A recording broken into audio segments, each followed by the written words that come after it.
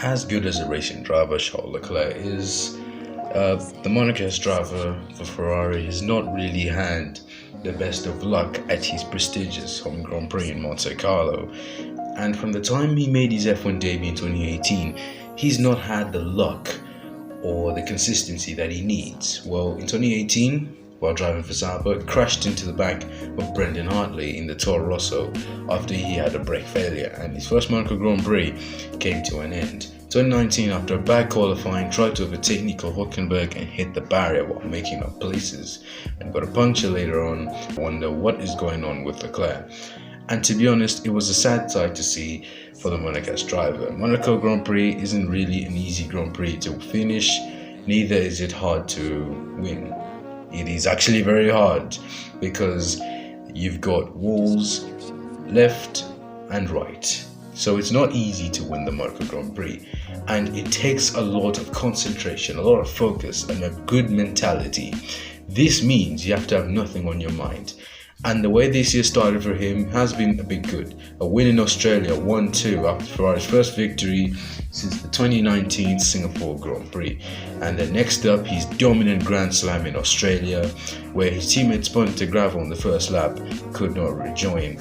So Leclerc picked up his second win, but has had struggles in Jeddah while having a DRS chicken game, lost out to Verstappen, and then lost out to Verstappen again after he crashed into the barriers at the Emilia-Romagna Grand Prix in Imola in front of the adoring home crowd, and then in Spain very recently had an engine problem. And the pressure is going to Leclerc now, because Verstappen took the lead after his Spanish Grand Prix disaster. And to be honest, I'd prefer Leclerc to lead the championship more than Verstappen, because Leclerc just deserves it. But again, I'm kind of hoping Lewis can get back. But if we talk about Leclerc, he really needs that edge at the Monaco Grand Prix. He really needs to finish the race. If he cannot finish the race, Verstappen is basically running away with the championship. And Leclerc, I know he struggles. The Monaco Grand Prix isn't an easy race to finish.